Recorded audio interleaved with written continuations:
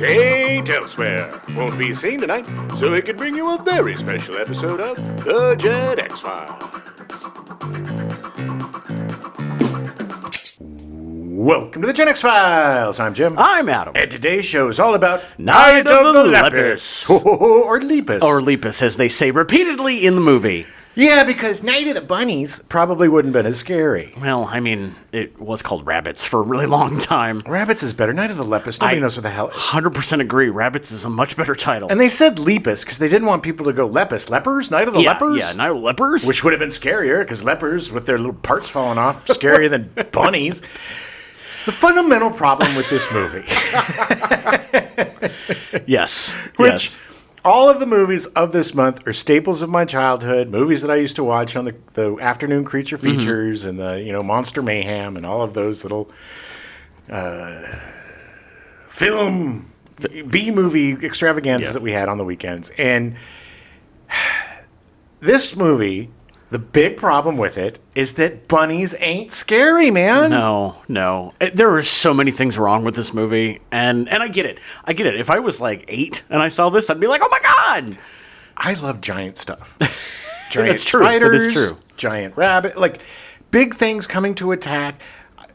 I was effed up as a kid, so I enjoyed certain things, right? Sure. I was a little weirdo, but yeah, so I like giant stuff. And even when I was a kid, I'm like, well, this isn't scary. Yeah. No, just, they're not. The one thing I remember, and the one thing that stuck out to me in the movie, was the rabbits jumping on the toy-sized camper in slow-mo. Yeah.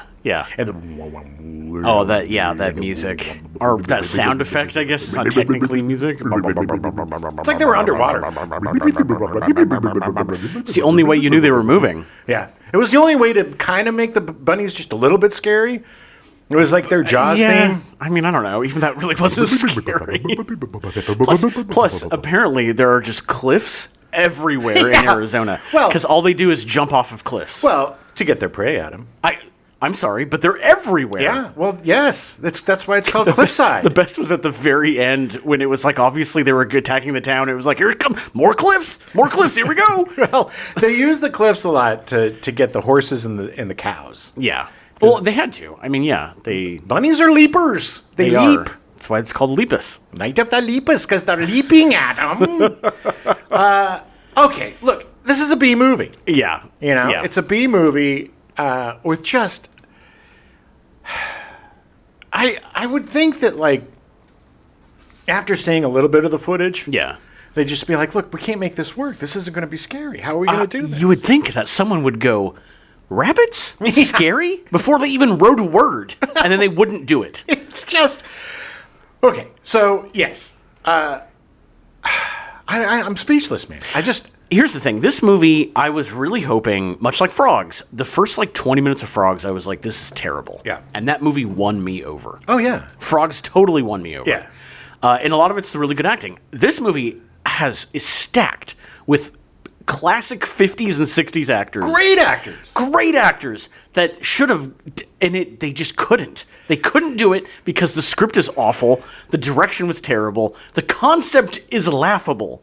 Well, yes, and honestly, I think the main reason why I liked this movie so much as a kid is because I had a huge talent crush on DeForest Kelley. He was my absolute favorite of Star Trek. He was really good in this. Bones McCoy. I mean, all the actors were good. Don't get me wrong. They did what they could. Right, but we've talked about how when I get a talent crush, I like to watch everything that person is in.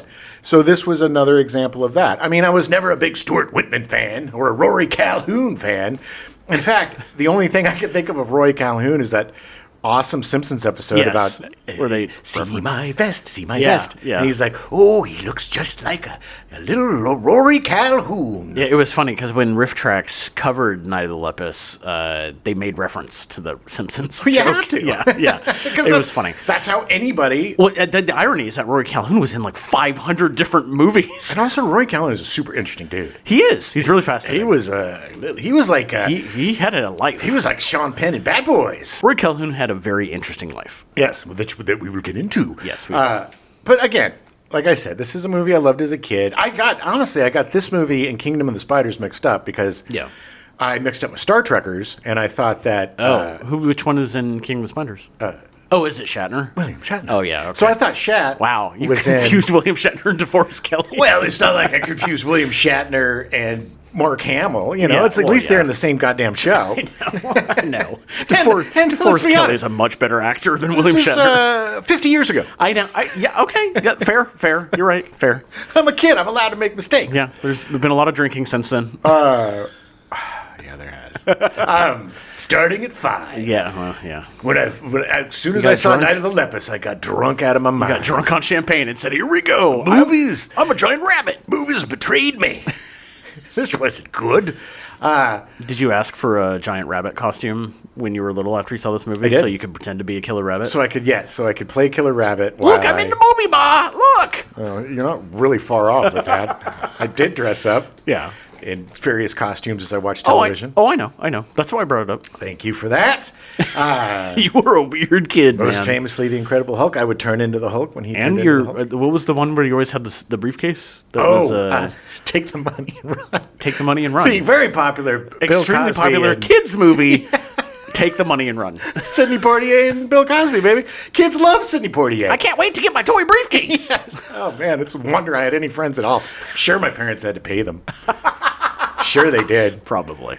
But yeah, look, there's just no way to make bunnies, pet bunnies. Like, look, wild bunnies can be a little scary. Hares are scary Yes. because they are naturally big. Right. When you see like a bunny, it's a pet bunny. Like I have a friend, a couple friend that has bunnies. They love bunnies, and they're cute. They're adorable. Yeah. They're fluffy.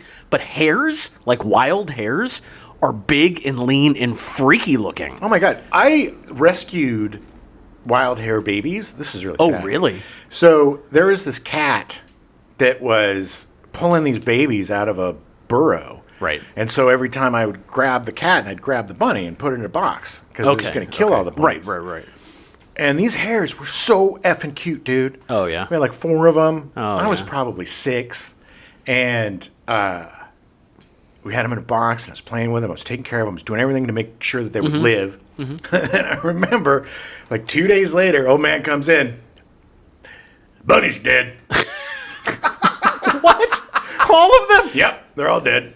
All right, get up. Go pull some weeds. Wow. That broke my heart. That sucks. Yeah. And just for to be completely accurate, lepus is technically the Latin term for hare, not for bunny or rabbit. Right. And they're technically not related. No. They're similar, but they're not related. Well, just like wolves and dogs are related yeah. and similar, but they're not the same thing. Yeah. And they explained it away by saying, "Oh well, Johnny Jones, the hare farmer, or the bunny farmer up the road, well, he lost 500 bunnies." Right, they just wandered out. Yeah. And now they bred with the other bunnies. And now this is why these bunnies don't look as scary as they should. Yeah. Well, and then Stuart Whitman randomly injecting one with some. Well, I wish I knew what this did. Yeah, it's like, so really, convoluted. So convoluted. So yeah, it does it. There's you're absolutely right. Yesterday was very funny because all of a sudden you're like, wait, how'd they get the big bunnies? Yeah, how did they never explained how they figured out that the giant tracks were bunnies? Right. It just suddenly they were talking to professionals about it. But they also didn't really explain what in that serum because would make the bunny big. He had the line, literally had the line. I really wish I knew what would happen with this. These mutations are crazy. And then he just injected the bunny anyway. Injected the bunny that was Amanda, his daughter's favorite little bunny. So she switched the cages like the stupid little child she was. Yeah. And it's all her fault. Well, not all her fault. It was also the kid, the other boy, little Johnny Jerkface, who's he took the bunny, threw it away from her, and then he's immediately he's such an abusive boyfriend, by the way. Yeah. Because he totally does this horrible stuff, and immediately he's like, I'm so sorry. Come on, Amanda, let's go play. Yeah, here, go check out that mine. Let's go check out the mine. Let's go to the mine. Let's go to the abandoned, dangerous mine. You should go find the crazy old man in the mine. Ooh, there's a lot of blood and crazy stuff around here. Go in that super dangerous mine, 8-year-old girl. And it was the best acting when she starts screaming, and he looks around like, what is that? What's going on? Is that a girl screaming? Is that the girl I sent to that mine? Yes. Oh, man. Melanie Fullerton. as Amanda. She was so great. She was great. I mean, I got to be honest. The acting in this was not bad. I mean, they did what they could. Well, they're pros, man. I mean, look, Janet Leigh wasn't happy to be there. Rory Calhoun and Stuart Whitman and DeForest Kelley were not happy to be there. DeForest Kelley's just like, as long as it's not Star Trek, I'll do it. Well, it wasn't totally his. I mean, he took what he could. Yes, which is so crazy to me. Which is so disappointing. Because he's such a good actor. And he was long career before Star Trek. A great actor before Star Trek and a great actor after Star Trek. And my favorite actor on Star Trek. But yeah, it was just... It was doomed. It was doomed from the beginning. Because unless they were going to make... Okay, I just watched Death of a Unicorn. Mm-hmm. Okay? And unicorns... Oh, they're not supposed to be scary. Right. And granted, these were CG unicorns. Yeah. But they made the unicorns scary. Right. You know? Right. So it worked. I wasn't like, stupid unicorns. They're not scary at all. If this movie was remade today, you could make them very scary. Mm-hmm. I mean, what was it, 4 years later with Holy Grail? Like, they had a killer bunny, and that was scary. I'm pretty sure they watched this funny, movie. But it was scary. Pretty sure John Cleese was like... They made it work. We're going to make the bunny work. Yeah, I mean they made it freaky. And because it was funny too. I mean, it's different in a comedy, I know. rather than a horror movie. But yeah, you're right. I mean, now they would make the bunnies with big teeth and crazy red eyes and slobbery. I mean, I want to see the horses running with the giant bunnies galloping next to them. Yeah, like that would be cool. But there was no way they could do that in 1972. No, I mean they could not make it look good. No, I mean they tried with the matte paintings and they tried with the superimposition and they tried with the costumes and they did a pretty good job of shaking the camera just enough so you couldn't really tell what was going on. Yeah. But it unlike Frogs, which the nature photography completely worked in its favor. Yeah. Made the frogs a lot more sinister and like we said during the show, the bosses of the bunch. Yeah. You know, these the ringleaders. Exactly. Yeah. There's no way to make pet little bunnies sinister. No. They're just flippity flopping around with their cute little... When you shoot them and they're just moving their lips and like chewing on something, they just look stupid. Spray a bunch of ketchup in their face. They look funny. I mean, they look cute. Like you can't get past that. No. Well, let's get into it because I'll just talk about it forever. But yeah. All right, take yourself back to 1972. Oh, yeah. July 22nd, the Soviet space probe Venera 8 landed on the planet Venus at 1:29 p.m. Moscow time. With an improved cooling system and structure, the satellite transmitted data for 50 minutes before temperatures of almost 900 degrees Fahrenheit and an atmospheric pressure of 90 bars caused a shutdown. The previous probe, Venera 7, launched in 1970, had been the first man-made object to land on Venus, but tipped over and sent only limited data. Venera 9, launched in 1975, would send back the first images of the surface of another planet. Venera 13, launched in 81, would send back the first sounds of another planet. It is so unbelievably amazing to me. It's incredible. And incredible that they did it in 1972. Yeah. And now all we're doing is like exploding billionaire rockets on... on the tarmac. I mean, what? I know. We're not exploring it. I mean, I guess they're still sending out probes, and we've got that new telescope. There's another new telescope, and there are, I mean, there's still a little bit, but this is fascinating because you can actually get online and see this footage and hear this stuff. Like, it's still archived online, and it is incredible. I mean, it is absolutely incredible. It's a different planet that is so far away. It's it's not the moon, man. Yeah, it takes like Moon Man. 5 or 6 months, I think, to get there. Well, it's a while. The fact that Voyager was still broadcasting. Yeah. I mean, 50 years later. Technically, he still is. Yeah. He's past the point where I think we can pick up the signal anymore. It's a him? Yeah, him. He has a wiener? He's V'ger. Yeah. V'ger. I am V'ger. You were the one that brought it up this time. He was Dave V'ger. V'ger. I am V'ger. Yeah. It's appropriate because DeForest Kelley's in this. Man, if we would have just kept on, just think of where we would be if we kept up that level. Mean, look at that Apple TV Plus show, For All Mankind. For All Mankind. I mean, that's essentially we'd be there. It's so it's so incredible because the whole reason why the space program became what it did in that show is because Russia beat us to the moon, and we were never going to let them beat us again. So that's why NASA became. So we got to the moon first and we got lazy. Definitely. Now everybody's going to the moon. I just watched a thing about the Challenger and the weirdness about the Challenger and stuff. But, like, did you know that Big Bird was supposed to be on that? And he turned it down? Thank God. Carol Spinney was going to be on that on the Challenger. Holy shit. Could you imagine if a teacher and Big Bird died? No, well, the teacher got on because Big Bird didn't. Well, so it would have been one or the other. Okay, look. Flip a coin, man. No. Yeah, Sharon Kristen McAuliffe was the teacher that died. But, no disrespect to her. What a horrible tragedy. But could you imagine if Big Bird died? Oh, it would have been awful. Children would have awful. There would have been such mass trauma. Oh, awful. It would have been the end. Yeah. Okay. My God, that is crazy. I did not know that. That is crazy. Yeah. So July 24th, pharmacologist David Wong of Eli Lilly and Company tested Brian Malloy's chemical compound number L110140 and found that it inhibited uptake of serotonin without uptake of norepinephrine. Norepinephrine. Thank you. There we go. The compound, fluoxetine, would be first tested on human volunteers in 1976, given U.S. patent number 4314081 in 1982, and put on the market in 1988 as the antidepressant drug Prozac. Oh, yeah, that's why everybody's crazy now. Can't believe it took 16 years to get it on the market. That's crazy. Well, because there used to be a lot of real serious reviews of drugs and stuff back then. I know. We had, we didn't put anything on the market that was going to kill you. They learned their lesson with thalidomide. Yeah. They learned their lesson with that. Yeah, they had to. Well, of course now it doesn't matter anymore. So it's fine. It's the Wild West, baby. Take it at your own risk. July 25th, U.S. health officials admit that African-American men were used as guinea pigs in the Tuskegee syphilis study without their informed consent. That is disgusting. Effed up and messed up. Yeah. Look, we do not have a very good track record. No, we are. Yeah, America is. Look, we got a lot of stuff to be proud about, but we also have a lot of stuff to be ashamed about. Oh, but yes, that is very true. And but we won't for very long because all that stuff's going to be erased. Yeah, it doesn't matter. Just the good stuff. Never happened. So it never happened. Adam, you're lying. Yes, I'm a liar. It's fake news. July 26th, Night of the Lepus is released in theaters. So Night of the Lepus starts with A.C. Lyles, movie producer. Yeah. Lyles started working at Paramount out of high school in the mid-30s. Nice. He started as an office boy and worked his way up through the system, eventually becoming assistant to the producer on The Mountain in 1954. The Mountain starred Spencer Tracy and Robert Wagner. Oh, nice. Yeah. Back when you could work your way up. Yeah, he literally worked it. Granted, I think it took him about 20 years, but he did it. Yeah.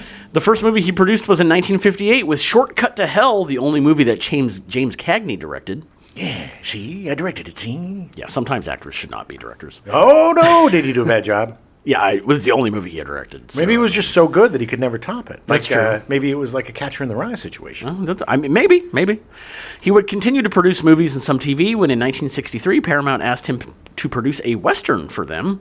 Law of the Lawless, released in 1964, became a pretty big hit, and Paramount asked how many Westerns he could produce in a year. He responded with 5, and Lyles took off. Yeah, baby. Granted, he didn't do 5 a year. He only produced 12 low-budget Westerns over the next 5 years. Liar. But that's still a lot of movies in 5 years. Yeah. He would use this experience to produce 24 episodes of Deadwood with David Milch. Really? Yeah, it was the last thing he worked on. One of the best shows ever on television. Yeah, he was a producer and then also a consultant because he had done so many Westerns in the 60s. It's the best Western TV show ever. Oh, yeah, I agree. The Westerns fizzled out, and while looking for something to produce, he happened upon The Year of the Angry Rabbit, a 1964 science fiction novel from Russell Braddon. He was stoned. Yeah. When he read that. He was stoned. Well, I mean, I get the impression that the book is actually pretty good. Okay. Braddon was an Australian writer who was most well known for The Naked Island, a chronicle of his 4 years as a prisoner of war, which sold more than 1 million copies. Wow. He was caught by the Japanese and was a POW for 4 years. Ugh. Yeah. In 1949, Braddon moved to England after suffering a mental breakdown and followed by a suicide attempt. Yeah, man. Good Lord. Yeah, there's so much PTSD from that. He had some issues. Yeah. He also didn't know how to deal with it back then either. No. He had to walk it off. Well, he started writing about it. That's how he dealt with it. Write it off, damn it. Yeah. Doctors attributed this breakdown to his POW experiences and urged him to take a year to recuperate. Okay. He described his writing career as beginning by chance. The Naked Island, published in 1952, was one of the first accounts of a Japanese prisoner of war's experience. Cool. The Night of the Angry Rabbit was a black comedy about giant mutant rabbits that the Prime Minister of Australia would use as a super weapon to rule the world. All right, that sounds fun. That's like a Dr. Strangelove kind of... That was my first thought. It was like, oh, it's very Strangelove. Good political parody kind of sitch. Lyles hired Don Holliday and Gene R. Kearney to adapt the book. Don Holliday only has The Night of the Lepus as his sole credit, but Kearney had been in the business since the early 60s. Every time I see his name, I think Doc Holliday. Yeah, I know. Kearney was working on Night Gallery, writing 11 episodes when he was tasked to adapt the book. Okay. Kearney would go on to become the story editor for Kojak, writing 26 episodes while producing 8. That's right, baby. Yeah, Who's your daddy? Kojak is. Kojak. That was his catchphrase. Who's your daddy? Kojak is. And that's him with his lollipop. Okay. I'm your daddy. Holliday and Kearney decided to not make the movie a comedy like the book, essentially eliminating most plot details that the book provided and moved the setting from Australia to Arizona. First mistake. Yeah, it's like, hey, this book's pretty good. Let's just totally rewrite it. Who was like, let's make a comedy about giant rabbits into a horror movie about giant rabbits? That guy's an idiot. I could see how it could potentially work. I could see the appeal. Okay. Obviously, then you have your long thought and you go, well, this is never going to work. Once the test footage comes back, yeah, is when you abandon the project. I don't think they did test footage. I think they just jumped into shooting. Yes, this is a B movie. So. Yeah, they didn't. They just needed to make money. Lyles hired William F. Claxton, who directed a bunch of westerns, including Law of the Lawless in 1964. He also directed 57 episodes of Bonanza and 4 episodes of The Twilight Zone. He would go on to direct 68 episodes of Little House on the Prairie. Nice. He is very much a TV director. I love how Little House on the Prairie ended. Do you know the story? Yeah, we've talked about this before. Where Michael Landon blew up the entire town because he was just like, F you. Yeah. I tried, during the pandemic, I tried to start a Little House on the Prairie, watch. Yeah. It is definitely of its time. Yeah, I couldn't even get through the first episode. No. I was like, okay. I saw some clips of, there's some pretty messed up stuff in the show. Yeah. And I was like, oh, okay. Yeah, no, couldn't do it. Once you get going, you probably get hooked. Yeah. I mean, I'm sure. The Night of the Lepus would be the only sci-fi movie that Lyles and Claxton would produce and direct, and for very good reason. So the cast, Stuart Whitman is Roy Bennett. Yeah, Stuart Whitman. Lead, who was Johnny Eyebrows. Not the first person on screen who I was convinced was Stuart Whitman, but was not. You don't hire 2 actors who look really similar, by the way. Rory Calhoun and Stuart Whitman are very similar. 2 very major eyebrow actors. Yes, they are. They have caterpillars on them heads. They did. Whitman played bit parts in a bunch of 50s films, including When Worlds Collide, The Day the Earth Stood Still, Barbed Wire, and The Man from the Alamo. Whitman scored his first lead in Johnny Trouble in 1957. Johnny Trouble. In the late 1950s, 20th Century Fox was on a drive to develop new talent and signed Whitman to the Star Building program. I love old Hollywood. God, man, if they only did that now. Whitman, now in the lead cast, acted in Darby's Rangers, China Doll, 10 North Frederick, The Decks Ran Red, Hound Dog Man, These Thousand Hills, The Story of Ruth, Murder, Inc., The Comancheros, and The Mark. The latter of which he was nominated for an Academy Award for Best Actor, but lost to Maximilian Schell for Judgment at Nuremberg. Yeah, no shame in that, baby. Yeah, no. Whew. He was amazing in that. Amazing. Yeah. Whitman would appear in The Longest Day in 1962. Great movie. I think that's what most people probably remember him from. Well, everybody was in that movie, too, by the way. Yeah. Everybody. It was huge. Yeah. It was the longest movie, too. It was like 4 hours. 14 hours long. But everybody It actually lasted longer than The Longest Day. In 1965, Whitman appeared in Those Magnificent Men and Their Flying Machines, or How I Flew from London to Paris in 25 hours and 11 minutes. Those magnificent men and their flying machines, they go up, up, and go down, down. We did do a whole episode about it, so you should listen to that. It is such a fun movie. He plays the only American in the movie. It is a great movie, and it's our highest rated episode on YouTube. Yeah. Whitman's later career moved more into TV, with credits including Have Gun Will Travel, The Streets of San Francisco, Love, American Style, Quincy M.E., The Hardy Boys, Nancy Drew Mysteries, The Pirate, Condominium, Knight Rider, Matt Houston, A-Team, SWAT, Fantasy Island, Murder, She Wrote, Once Upon a Texas Train, Knots Landing, The Adventures of Briscoe County Jr., and Walker, Texas Ranger. Yeah, he worked all the way through the 90s. While Whitman and Lyles never worked together, Whitman did appear in a bunch of Western movies and TV shows, including 23 episodes of Cimarron Strip. Do you remember Cimarron Strip? Oh, yeah. I certainly do not. Yeah, no. There were so many Western TV shows that it just came and went. I didn't watch a lot of Western TV shows. They were really big in the early 60s and mid-60s and stuff. So, I mean, it's not, My favorite were the weird Westerns, like Wild Wild West, with Jim West is a spy. With all the, Or the weird technology and stuff. Or the one with James Garner. What was that one? And then Maverick? The Maverick, yeah. And then they brought in Roger Moore as Maverick's cousin from England. When he couldn't do it. That was a great show. From 1988 to 1992, he acted as Jonathan Kent on the TV series Superboy. Hey, Superboy. Yeah. Go be super. That was his big line. I'm pretty sure he would call him Clark. He's like, when they were alone, hey, Superboy, go be super. Like, Dad, you can call me Clark. It's okay. I hate you. You're not my son. You know you're adopted. Yeah. He was seen in projects until 2000, after which he was reported to be retired. Okay. He had appeared in 191 TV and film projects over his career, and he died, unfortunately, in 2020 from skin cancer at the age of 92. Man, skin cancer getting you at 92. F you, cancer. That is awful. He was great, man. Stuart Whitman was just solid. A laconic, solid dude. All the time. You know, he wasn't the best actor, he wasn't the worst actor, but you're absolutely right. He was 100% solid. Yeah, everything he was in, he made better. He had that look about him. Yeah. He's always looked kind of disgusted and mad. Never could believe anybody could shake bats until I watched Stuart Whitman shaking bats in this movie. Well, that was his... he was a scientist of shakeology. He was. And so he just went around shaking stuff. Bats, rabbits, just children. Just gotta shake them. Shake 'em shakes. Janet Leigh was cast as Jerry Bennett, Stuart Whitman's wife. Leigh was raised in Stockton, California by working-class parents. At 18, while hanging out at a ski resort that her parents were working at, Norma Shearer saw a photo of Leigh that her father had taken and displayed. This parlayed into a contract with MGM despite having no acting experience. This is what was crazy back then. You're sitting in Schwab's, having a soda. Yeah. You're going to be a star. Yeah. See a picture at your parents' resort. You're going to be a star. Literally. Yeah. Now you got to get on YouTube and Instagram. Now there's just there's nothing. Nobody's like, hey, handsome, why don't you be an actor? No. How many followers do you have? Everyone assumes that you're going to try to do nasty things. What's your social media footprint? Yeah. We can't cast you unless you have 15,000 followers. What do you bring to the table?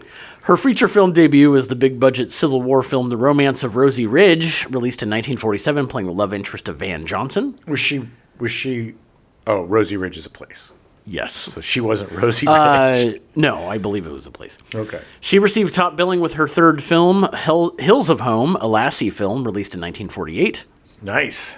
Lassie was real big back in the day. Lassie was big until, 1990. The most amazing thing to me is that Lassie started on the radio. Yeah. The radio. Yeah. You couldn't even see the damn dog. Well, everything started on the radio, Adam. It was just ridiculous how popular it was. Well, yeah. Look, people used their imaginations back then. It was like, just imagine, the dog's so pretty. Yes. I'm petting the dog. It's so pretty. That's why we have so many great artists from the 30s and 40s, because they had to use their imaginations. That's true. In 1951, Leigh would marry Tony Curtis, her third husband, staying together until 1962, having two children, Kelly Curtis and Jamie Lee Curtis, both following in their parents' footsteps as actors. Is Kelly a girl or a boy? Girl.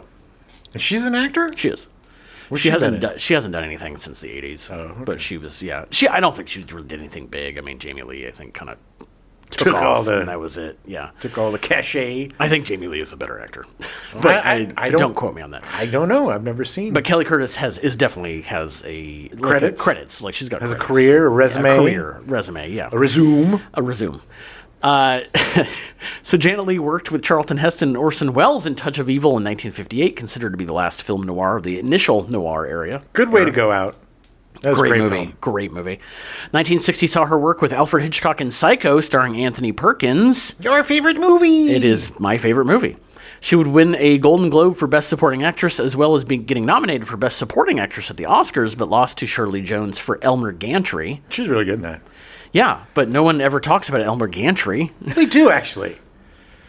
Not as much as Psycho. Thank you. Leigh was reportedly so traumatized from watching her character's shower murder scene that she went to great lengths to avoid showers for the rest of her life. Yeah, she stank.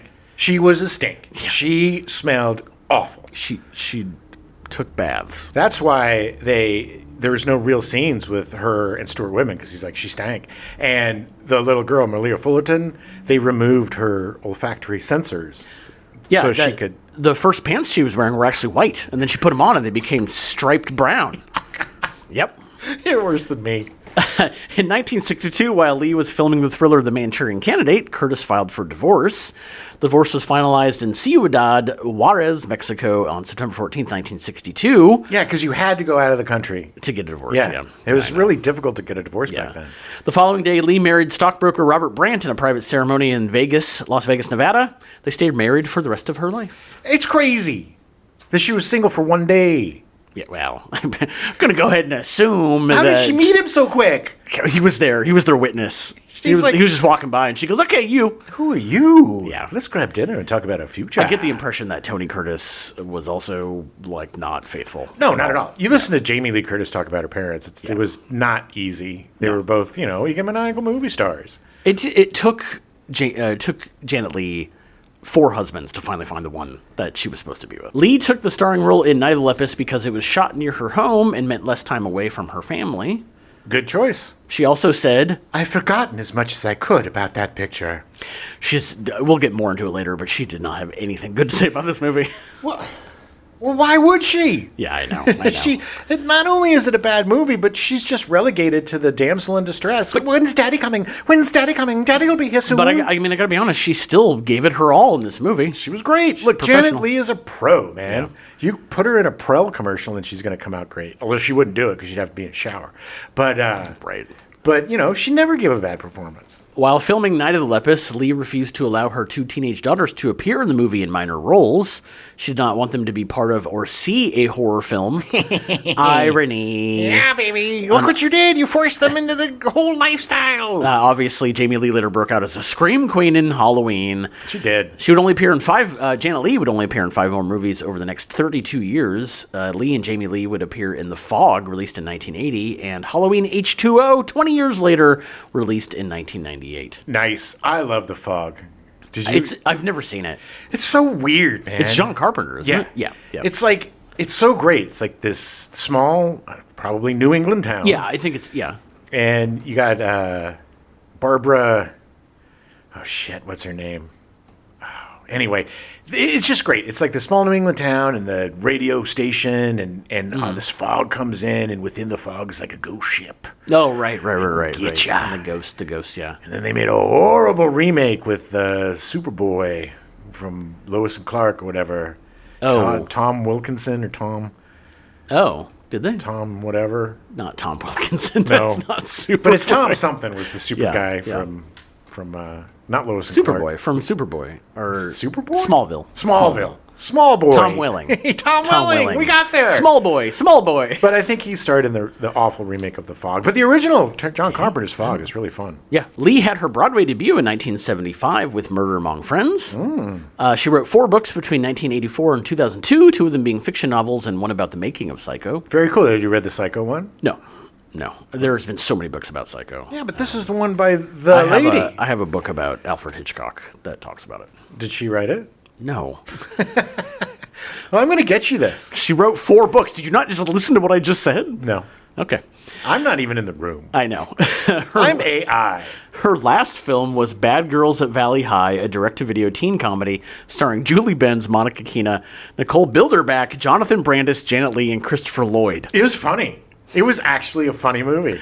The film was released after she passed, and somehow this was also the final film for Jonathan Brandis. Scary. He killed himself shortly after the movie came out. He didn't like his performance. It's what killed him. Yep. Leigh sadly died at her home in Beverly Hills on October 3rd, 2004, at the age of 77 after a protracted battle with vasculitis. Yeah, I looked that up yesterday. Oh, my God. Do not look up photos of vasculitis. I didn't look up the photos. Oh I just wanted to know what it was. And it's like a cell disease where your cells expand. Yeah, and it has to do with your veins. Veins, yeah. And it constricts them. It's not getting blood back to the right places, Right. and you get these pustules and stuff. Yeah. It is. Some of the photos are horrifying. It's horrifying. Sometimes it will cure itself. Sometimes it's there for the rest of your life. It's just a really weird disease that people don't know a shit ton about. Her death surprised many as she had not disclosed her illness to the public. Oh, well, I have vasculitis. Yeah. Well, I mean, You want to see my sores? She was old school. She's not going to talk about that No, stuff. of course not. Like, why would you? And it's like, I mean, people were private back then. Yeah. Rory Calhoun was cast as Cole Hillman, the rancher. He's a young Rory Calhoun. Calhoun was born Frank McCown in Los Angeles in 1922. His father was a professional gambler. God, I wish my father was a professional gambler. That sounds cool. At 13, he stole a revolver and was sent to a youth reform prison. A reform prison? Reform prison. Yep. While being held in the adjustment center, which is basically a prison inside the prison, he escaped. Nice. I love that it's not just enough that he had to escape from the prison. He had to wait until they put him inside another locked room. Right. And he escaped from there. He's Rory Calhoun, baby. He is. At the age of 17, he left home due to his stepfather constantly beating him. Yeah, I can relate to that. Yeah. No, it wasn't that bad. So he began hot wiring cars. After robbing several jewelry stores, he stole a car and drove it across state lines. Nice. Except that was a dumb move because it's a federal offense, and when he was recaptured, he was sentenced to 3 years in prison. That's it? Yeah. That's not a lot. He For robbing a bunch of jewelry stores and stuff. He was, I think he was under 18 when it happened. So, yeah. He was sent to a prison in Missouri and was paroled shortly before his 21st birthday. Calhoun worked at a number of odd jobs, including as a mechanic, a logger in California's redwoods, a hard rock miner in Nevada, a cowboy in Arizona, a fisherman, a truck driver, a crane operator, and a forest firefighter. He did it all. He did it all. He did not know what he wanted to do with his life. No, but you could do that shit back then. I know. I mean, you could just travel around. Yeah. It's like, oh, hey, we got this ranch over here. Can you ride a horse? No? Well, I'll teach you. It's like Bruce Banner, Yeah, he's just wandering. Hitching around, grabbing jobs where he can. You used to be able to do that. Now you got to go through 70 rounds of AI with your resume just to get a job at the supermarket. In 1944, he was horseback riding and met Alan Ladd, who was impressed with his physique and suggested he meet with his wife, who was a talent agent. Yeah. He started acting under his birth name, appearing in 6 movies over 2 years. He said about the experience, I liked the money it brought in, and I felt it would be nice to go back to forestry with a neat bankroll when the fellows found me out. I never had any feeling I'd make good. Yeah, I think he was really concerned about his checkered past. Well, he has imposter syndrome, man, Yeah. and I get it. It's not like he went to Juilliard. Alan Ladd was like, "Hey, you're handsome. Be an actor." Yeah. Of course you're going to feel a little insecure. Yeah, of course. Yeah. Calhoun had a chance meeting with David O. Selznick, the famous agent, and Selznick convinced him to change his name to Rory Calhoun because... You're a Leo. Leo's a lion, and lions roar. Rory, rah! Yeah, that's definitely David O. Selznick. Okay, buddy. Late in 1945, Calhoun went back to prison for punching a detective. Punching a detective. Yeah, I don't know what the story is behind that. I don't know if somebody was like he was being followed or something, or if he just didn't like the detective. I don't know. Was it like a private detective or a real? I don't know if it was an LAPD detective. He's probably just drunk at a bar and punched a detective. Probably. People, guy had issues. He was a criminal. Calhoun started appearing in westerns in the 50s, continuing through the 60s, along with producing some westerns on TV.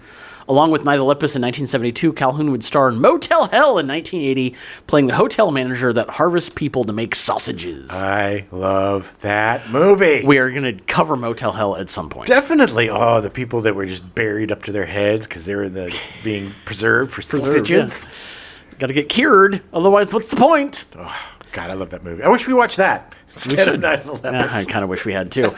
He had a supporting part in Angel in 1984 about a teenage prostitute in Los Angeles, along with the sequel, Avenging Angel, in 1985. Yes. In 1988, he appeared in Hell Comes to Frogtown, starring Roddy Piper. Did you see Hell Comes to Frogtown? Yeah, it was the sequel to Frogs. The Frogs had made their own town by that point. I've never actually seen Hell Comes to Frogtown. I need to see it. It's a great title. Yeah, it's Roddy Piper. It wasn't his first movie, I think. I'm sure I've seen this. I think They Live was after this, actually. I think it was. Yeah, I'm sure you have. His last feature was Pure Country, the musical western in 1992, starring Leslie Ann Warren and Kyle Chandler. His final acting appearance was in an episode of Tales from the Crypt in 1993. He died on April 28th, 1999 of emphysema and diabetes at the age of 76. Ugh, what a horrible combination. Yeah, not fun. DeForest Kelley was cast as Elgin Clark. He's dead, Jim. That so much. I know, of course. Kelley started his career as a singer, appearing on the radio in Atlanta at a young age. So weird to think of him. First of all, to think of him young, because he's always looked like he's 45 years old. Always. And second, to think of him singing. Yeah, I know. He's apparently was an amazing singer. Sure. He made his feature film debut in The Chorus of New Moon, released in 1940. In This Gun for Hire, film noir released in 1942, he just barely lost out the lead to Alan Ladd. Ooh, full circle. Yeah. After spending 3 years in the 1st Motion Picture Unit with the Air Force during World War II, he decided to relocate to Southern California and worked in a movie theater to save up money to move. Nice. Yeah. His first feature after moving was Fear in the Night in 1947, a film noir. It was a low-budget movie that made a good amount of money and raised Kelley's national profile. Yeah. Kelley started acting on television as well, appearing in The Donna Reed Show, Perry Mason, Tales of Wells Fargo, Wanted, Dead or Alive, Boots and Saddles, Dick Powell's Zane's Gray Theater, Death Valley Days, Riverboat, The Fugitive, Lawman, Pat Masterson, Gunsmoke, Have Gun, Will Travel, The Millionaire, Rawhide, and Laredo. Of course, most people know him from his most iconic role as Bones McCoy on Star Trek, the original series, appearing in 76 episodes from 66 to 69. Due to Star Trek's popularity, Kelley found himself being typecast and found it hard to get work. Yeah, it's so weird because that show was not a hit when it came out. It was kind of overlooked and canceled unceremoniously after 3 seasons. Yeah. But it haunted and dogged these dudes in the 70s, ruined their careers, and then at the end of the 70s, they made that awful Star Trek motion picture, and then they were all trapped for the rest of their lives. Yeah. Trapped for the rest of their lives. I think a lot of it was that it was after it got canceled, it went into syndication almost immediately. Yes, and that's when it was just huge. On all the time. Huge, man. I mean, I loved it as a kid. I had the little plastic case that you open it up, and it's the bridge. You had your little Mego little men dolls with their little outfits and stuff. Little phasers and tricorders. Night of the Lepus was the first feature film he did after Star Trek ended. After this, he would only appear in Star Trek films, starting with Star Trek the Motion Picture in 1979 and ending with Star Trek VI, The Undiscovered Country in 1991. Yeah, of course. Look, I mean, at this point, he's getting paid a lot of money to do the Star Trek movies. He's older. He doesn't really have to do anything but that. He only has to work like every couple of years. Right. And he's like, all right, whatever. You know, it's not a lot of heavy lifting. Yeah. It's just a lot of beaming places and saying, he's dead, Jim. Right.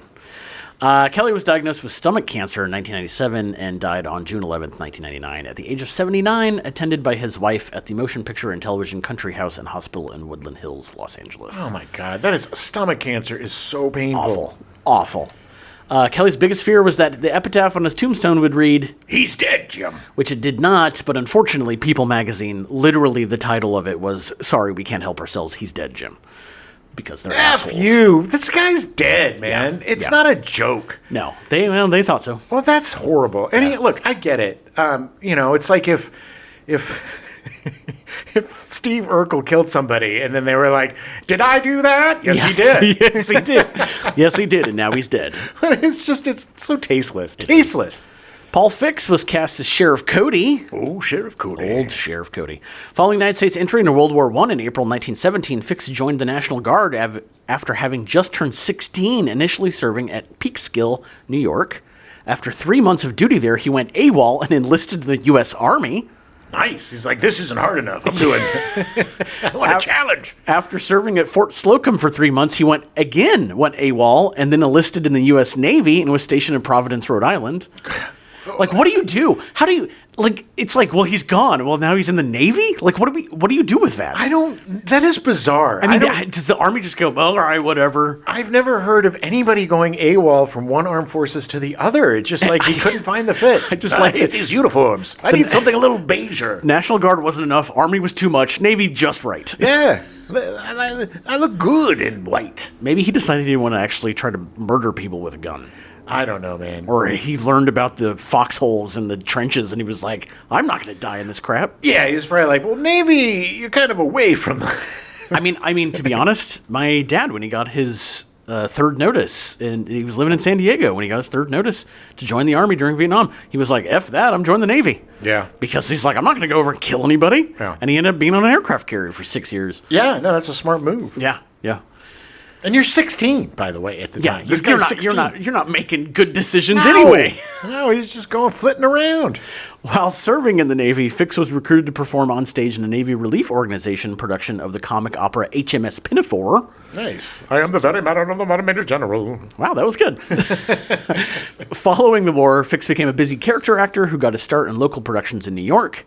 By the 1920s, he had moved to Hollywood and performed in the first of almost 350 movie and television appearances. Yeah, look, you know this dude. You have seen him, if you watched anything from like the 50s to the 70s, this guy was in just about all of it. I mean, anything, the 20s, the 30s, the 40s, he was in everything. Yeah. He flitted around like he went from project to project, like armed forces to armed forces. Also, if you've ever seen any John Wayne movies, you've seen him because in the 1930s, he became friends with John Wayne.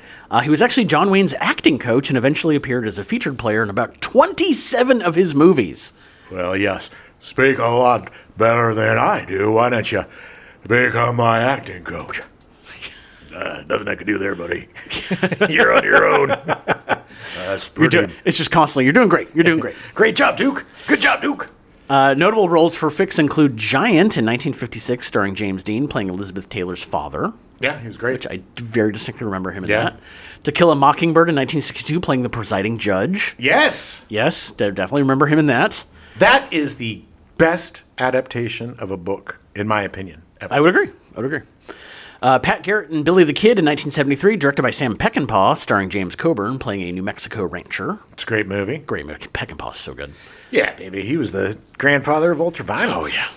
Fix actually appeared in the pilot episode of Star Trek, playing Dr. Piper, who was then replaced by DeForest Kelley as Bones McCoy for the remainder of the series. Irony! Did not realize that technically it was the second pilot. Yeah. They did a pilot and then they scrapped it and then cast the cast we know for the most part. Well, yeah, in the first pilot, it was Pike that was the captain. And then they ended up bringing Pike back. Right.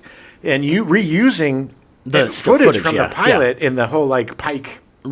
on trial episode or whatever, where he's in that little box and he's like, boop, boop. The only way he can communicate. It's like 20 million years later, and the only way he can communicate. Boop, yeah, they can literally fly almost or faster than light, but they can beam people. But I don't know from place to place. We don't know how to do communications.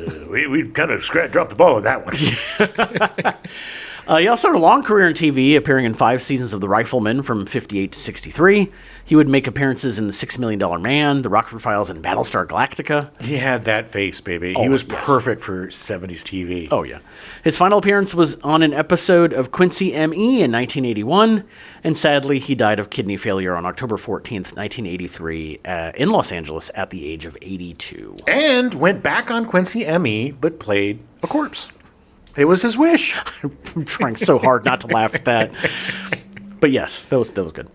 Melanie Fullerton was cast as Amanda Bennett, the daughter. Mommy, where's Daddy, Mommy? Daddy, Mommy. Okay, we're going to take this moment to talk about the ADR and just how awful it was in this movie. Absolutely awful. You have to make it sound like they're actually in the room or outside where they're talking. Yes. If you don't, it just sounds like someone's talking over them. And it all sounded kind of like... It was coming out of some sort of... It was the worst ADR ever. Look at these giant rabbits. I'm pretty sure that they recorded all of the dialogue. Yeah. They did it in DeForest Kelley's bathroom, motel bathroom. God, it was awful. Awful. It's really bad. Sorry, that drives me crazy. Melanie Fullerton was cast as Amanda Bennett. Fullerton was a child actor who was 10 when she appeared in Night of the Lepus. She was actually cast in the TV show To Roam with Love, appearing in all 48 episodes from 69 to 71. I know the title. I don't remember watching it. I don't remember what it is. And those were the only 2 credits that Melanie Fullerton ever received, and she disappeared after that. She, just like every child of that time, had bangs that came right down to your eyeballs. We all had these, like, shaggy, dog, like a sheepdog weird bangs that were basically covering her eyes. I remember getting your bangs cut and the scissors right by your eyeballs. Yeah. And you're just like, oh boy. No. And she had, and this drove you crazy, she had these black caterpillar eyebrows. Oh my God. With her very, very blonde hair, it was very disarming. Yeah. It was very weird. A child shouldn't have that thick of eyebrows. It makes me think that she was probably 25. I mean, maybe she was. Maybe that's why we never heard from her again. Mommy, daddy, where's daddy, mommy? Mommy, come in here. Mommy. You said I could keep a rabbit. Can I keep one rabbit before you... This is my favorite line. Can I keep one rabbit before you kill them all? I can just imagine her in the ADR booth going, do I really need to say this all over and over and over again? Yeah, just give me more. Give me more. Poor little kid. And then when they're driving in and they're rounding up those rabbits and killing them, and she's just horrified. You just hear but I like rabbits. I like rabbits, Mommy. Chuck Hayward was cast as Judd, one of the ranch hands. Oh, Judd. Hayward was a Western stunt actor, doubling for actors like Marlon Brando, Yul Brynner, Steve McQueen, Gregory Peck, and most often, John Wayne. He was known as Good Chuck on the Wayne movies in comparison to another stunt actor, Chuck Roberson, known as Bad Chuck. That's kind of effed. I think it's because Chuck always played stunt doubles for the bad guys. Oh, okay. I don't think he was a bad person. He's a worse stunt man. I don't know why we keep hiring him. I think that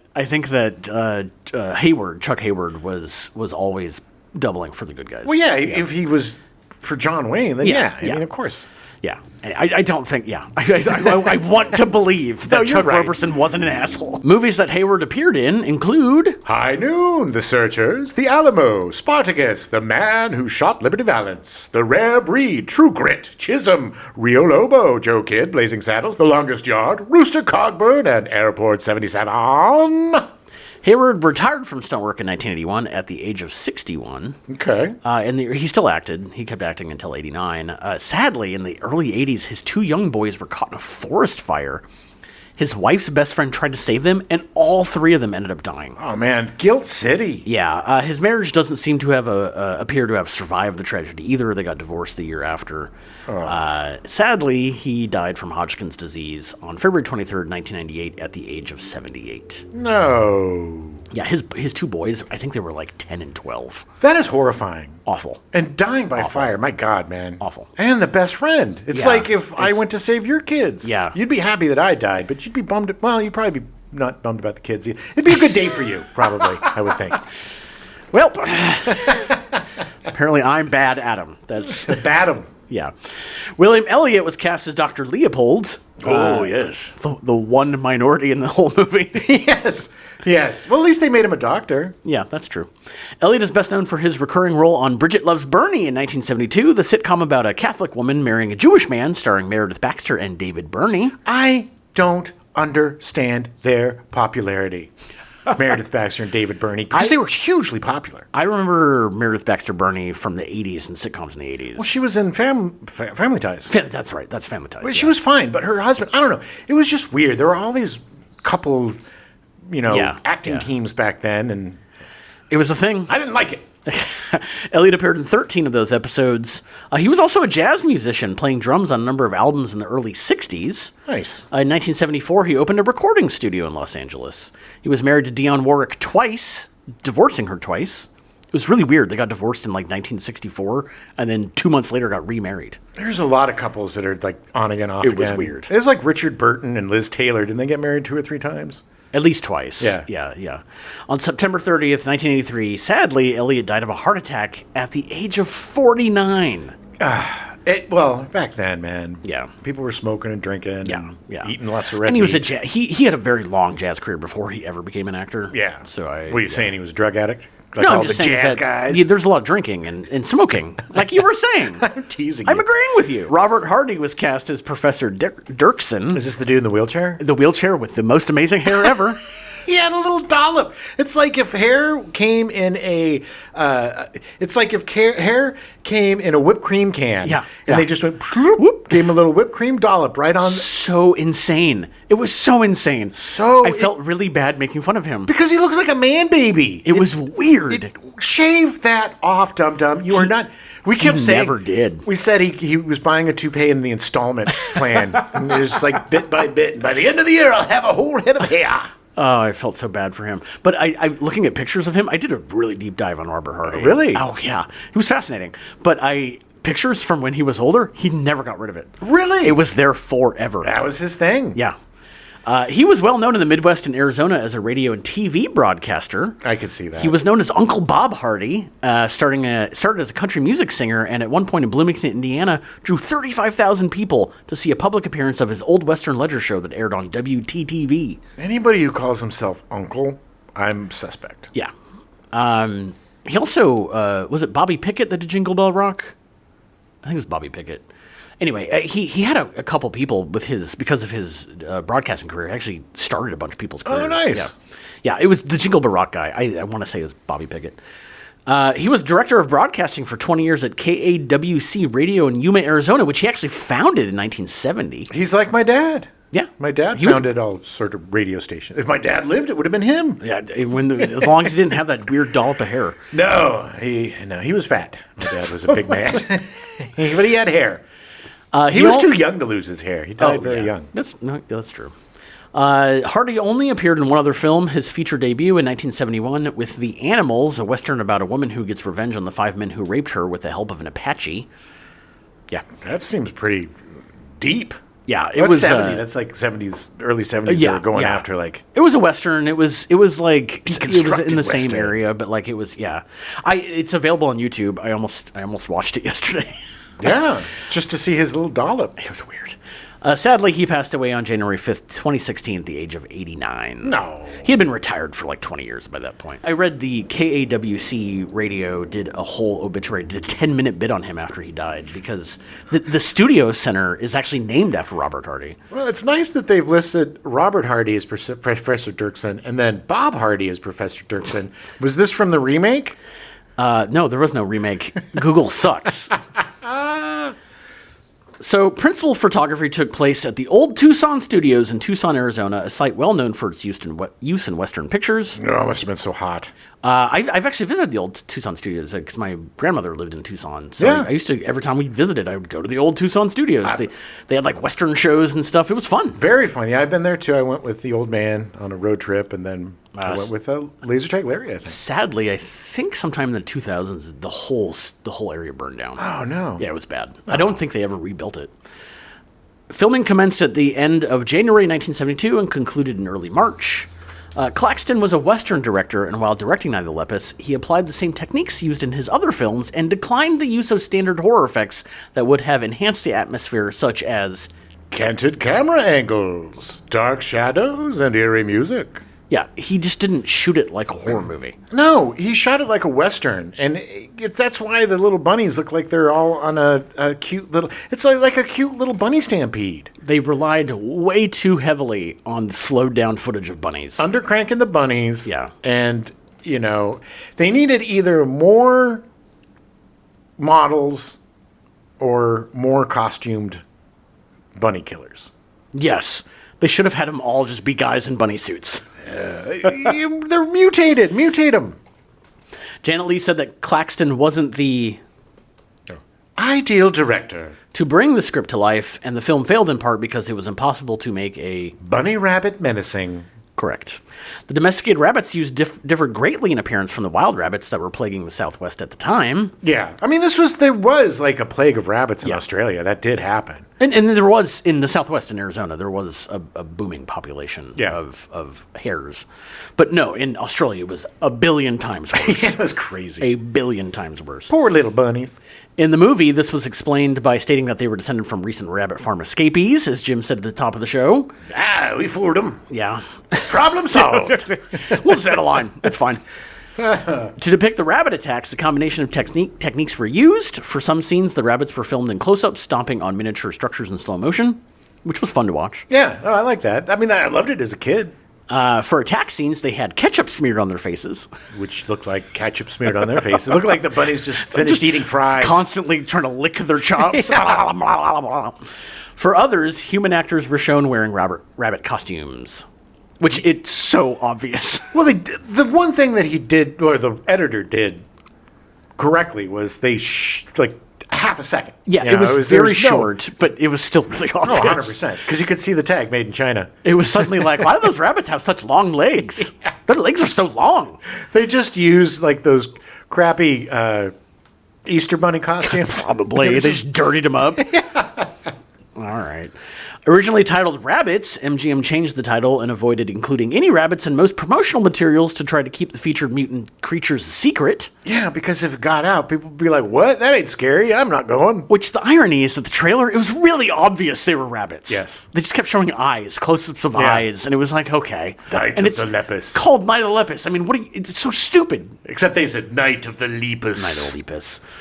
However, the studio itself broke the secret by issuing rabbit's foot-themed promotional materials prior to release. Idiots. I just love that the studio assumes that the audience is so dumb that they're not going to understand the movies about rabbits. Or they think they can pull the wool over their eyes and be like, if we don't tell them rabbits, then they'll come see it. Nobody knows what Lepus means. Yeah. Nobody. A bunch of nerds. We don't want them coming to the movie anyway. Night of the Lepus was theatrically released on July 26, 1972. There is absolutely no information on box office receipts, as the studio refused to release them. Oh, so it did great. It did amazing. Like movies do. When they do really well, they just hide the money. Oh, bad. Yeah. Critics were not thrilled about the film. Vincent Canby of the New York Times wrote it was not an especially memorable movie. That it was that it was typical for the genre of science fiction horror, and that it failed because the rabbits, despite attempts to make them appear huge and scary, still look like Easter bunnies. Correct. Charles Derry wrote in 1977 in Dark Dreams 2.0, A Psychological History of the Modern Horror Film, that though he felt the special effects were poor, he felt Night of the Lepus successfully tied into ongoing fears of throwing ecology out of balance, with the rabbit serving as an appropriate metaphor for human fears about overpopulation. All right, Charles. Good big stretch, but you made it. I think that is interesting. Yeah. If they had done more of that in the movie, it would be better. Well, that's the thing, is they kind of wanted to make it this ecological thriller. Right. But they didn't really hit the science hard enough, It just became a people versus rabbits movie, and it made it kind of boring. Yeah. Leigh herself said, "No one put a gun to my head and said I had to do it. What no one realized was that no matter what you do, a bunny rabbit is a bunny rabbit.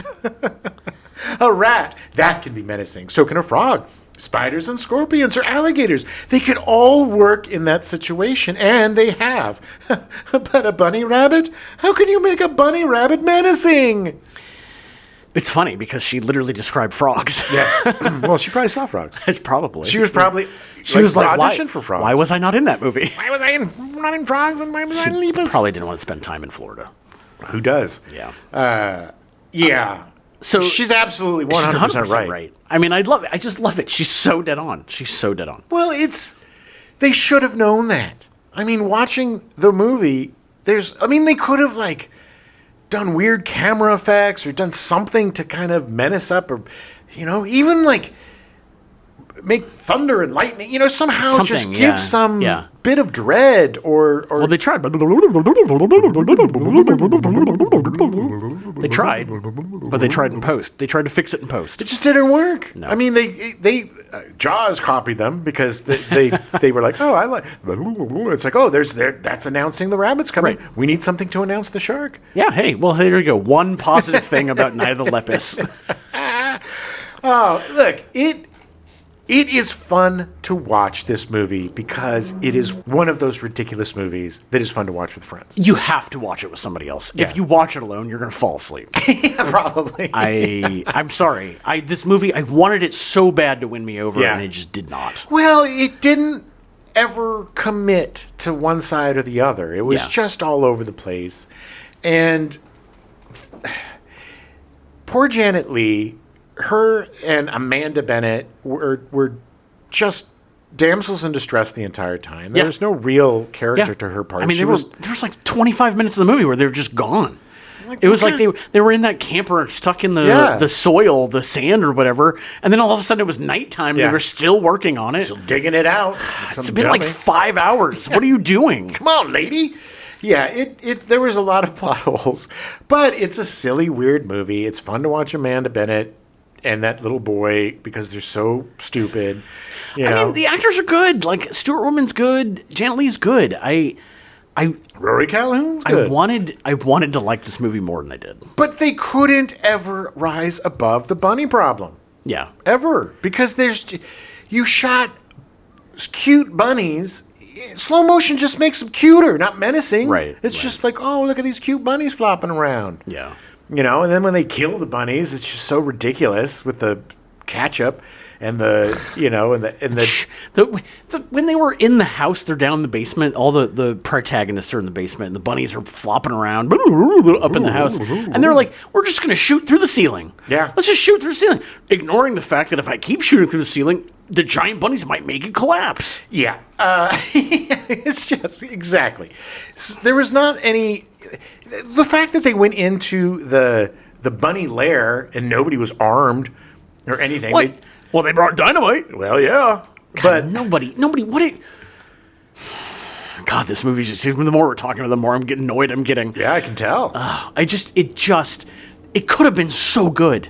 It could have been so much fun. If they made it more like Tremors, right? Yes. Where you have the people having to come together and in a little... When you have a movie like this, you need to get everybody into a place where they have to fight the rabbits. And they kind of did that with The Last Stand at the ranch or whatever, but everybody was all over the place. They weren't all together. When the cops come by and get everybody from the drive-in movie, hey, come put your lives at risk and help us with these giant bunnies. We're gonna tunnel these killer bunnies, and that whole thing was so convoluted, and the train tracks being electrified. But again, the main problem with it was there was no urgency or immediacy to that scene. No. It was so laid back. I never thought that they weren't going to... Even the fact that they had a train that was coming through, there was no like, we got to get the train. They were just waiting for the train to get through. And it got through. It was like, all right. Didn't even stop anything. Didn't come to a head at all. Nope.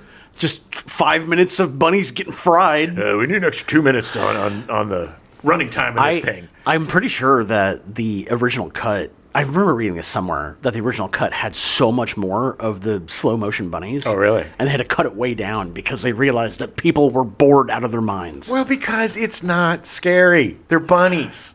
It would be like having killer puppies or killer kittens. There is not a cuter animal than a bunny. No. They're just so docile. No, they are the most peaceful things on the planet. And they would do things like, we're going to light the bunnies on fire. So what they would do is they would light a fake bunny on fire and then have other super scared real bunnies around the fire bunny. And they're freaking out, the poor little guys. Yeah. And it just didn't look... Whomever was in charge of the bunnies and the bunny shots dropped the ball big time. Yes. So the movie didn't get an actual home video release until 2005. And has since become a cult classic. It came out around the time when sarcasm and irony was very high. And so people were like, yeah, we got to watch this because it's awful. They demanded it. Yeah. It's been re-released like 4 times since then. So, I mean. Well, it is. Look, like I said, as a kid, I love this movie because of DeForest Kelley and I like big monsters. Yeah. And But even at that age, this wasn't one that I was like, oh, yay, Lepus is coming on. Yeah, It wasn't like Frogs or even Kingdom of the Spiders. It was like, this was just one of those movies that, okay, when it comes on, I'll watch it because DeForest Kelley's in it. Yeah. But it watching it again, I still think it's definitely worth a watch. I think that you need to see this movie. It is really hard to find. Yeah. I will say you can purchase it or rent it. Like you can rent through like Prime or. Tell them where you got it. I had to get it through the Alamo Draft House downtown.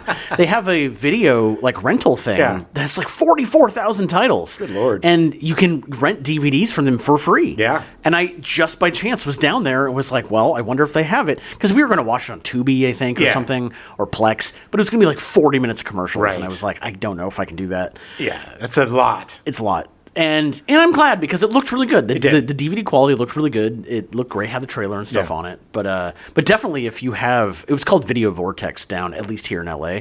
If you can rent movies for a week for free. Nice. You get up to 3 at a time. It's really awesome. I have a couple more movies in the queue that we're going to be using that over the next year. That's great. Till the end of the year. But it's a good resource because they just have these titles. Yeah. Yeah. Definitely. Well, that's the thing now is you have to be crafty to find these movies today because now that streaming's taken over, it's just you're a slave to whatever's in their library. Yeah. And so, we don't have a lot of... There used to be this place in LA called Eddie Brandt's, and it would have like the most obscure stuff you could ever find, and it was one of the great resources for finding. This is definitely Video Vortex, man. A lot of people don't even realize it's there. A lot of people don't realize that it's free. They have so much, and you can do them for free. If it ends up being late, then you have to pay like per day, and then after 18 days of it being late, they literally charge you for the movie. Oh, that's fair. And some of them are out of print and cost like between $300 and $400. Oh no! So just be aware. You don't want to pay $300. But the other thing is that the guy I got it from was literally like, if you need it more than a week, just call us and we'll renew it. And I was like, all right. Well, I'm not thinking that there's a big line of people lined up to get Night of the Lepus. No. They don't. I think it's very criminally underused, and I got to be honest. It's one of the best things about the Alamo Drafthouse downtown is this ability to rent these movies for free. Well, it's definitely not the theaters because they're so small. It's like watching a big screen TV. I was there when I got this movie, and it's sad how much downhill that place is going. Yeah, makes me sad. Sucks. Well, people aren't going to the movies as much. No, everything's so overpriced. Oh my God, I got a popcorn and a soda, $21. What? $21. Granted, they were unlimited. And I ate 3 bowls. I made myself sick. I was like, I'm going to keep eating this because I paid for it. What was the ticket? What's the ticket price these days? On Tuesdays, you can get in for half price. So you can get in for $9 for matinees. But matinees now are, it's not $9. It's like $8.50. But matinees are $16.99. And I think the prime time is like $22.99. Good Lord. And that doesn't include, obviously, like any food you want to get, and the food's gotten really expensive. Anyway. So it would cost to go to a movie there, to get popcorn and a Coke and go to a movie cost you $40-something? Correct.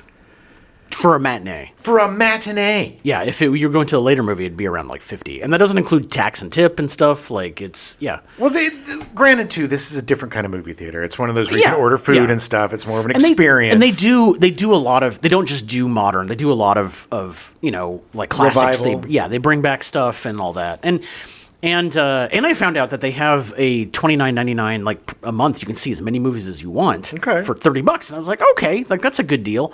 And then I found out that to book a ticket, you have to do it through their app, and it costs you $2 every time. Oh. So $30 is not it. No. It's $2 for every movie on top of your $30. Trickies. So I was like, okay, well, I'm not going to do that. I'll go in there and get yourself Night of the Lepus.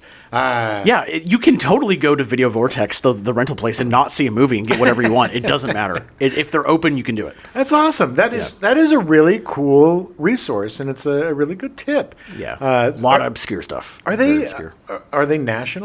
Yeah, Alamo? The Alamo started in Austin. I think they have, I want to say, like 20 locations now. Okay. They're in New York, Seattle, here. They're owned by Sony now. Sony bought them out last year. We're not being paid by Alamo. No, I'm definitely not promoting Alamo. I am saying the Video Vortex. And again, I don't know if this is a thing at all of them or if it's just the downtown LA one. Okay. But it's definitely in downtown LA. So if you're in LA and you're listening to this, definitely take advantage. I just am blown away. What an old man. But I am so blown away that to have soda, popcorn, and watch a movie at $40 is insanity. Dude, it's ridiculous. I realize we're way off topic, but like we went to Kohl's. Yeah. Like, Kohl's is closing downtown. Kohl's is a French dip restaurant in downtown Los Angeles. One of the original progenitors of the French dip, opened in 1908. Great restaurant. The food was good. Phoebe and I both got one sandwich and their happy hour drinks, which was a beer and a shot. And for the two of us, $90. $90 for 2 sandwiches, and essentially 2 beers and 2 shots. So $90. So going out to get a sandwich and a drink, $90, and then the movie for 2 people, $80. Yeah, I mean, I don't know how people afford to go out at all anymore. Well, I think, we've talked about this ad nauseum, that people are getting priced out of fun, but that just, that galls me, man. We're all going to die because the Lepus are coming, and then the rabbits will take over, and the frogs. Well, if you can find the movie, rent it. I can't say buy this movie, because unless you really, really love crappy B movies. You love really bad B movies about killer rabbits. Shout Factory did a release of it that had a bunch of extra stuff on it, and it's a good release, but like I can't tell anybody to justify spending $20 on this. No, unless it's your bag, and I get it. Like I definitely watch this movie again because it's just a youthful guilty pleasure of mine. Yeah. And it's just fun for me. I love anything 70s. I love seeing DeForest Kelley with sideburns and a mustache and being the hippie doctor. Yeah. And Rory Calhoun mumbling his way through the movie and little Melanie Fullerton, Mammy, Daddy, Mammy, Daddy, Mammy.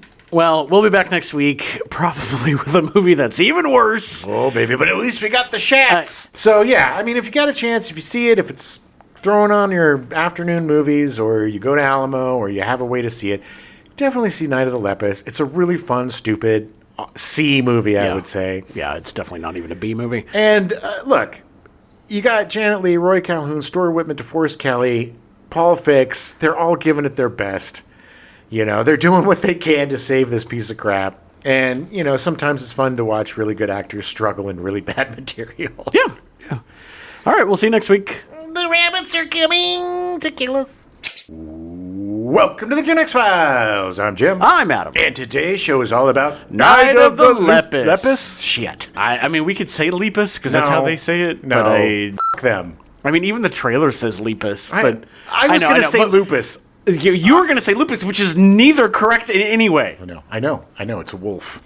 No, lupus is not a wolf. It used to be a wolf. It used to be a wolf. Lupin was wolven. Lupus is a disease. It is. Boots and saddles. That made my mouth water. That is just the most generic Western TV show ever. What should we call it? Boots and Saddles.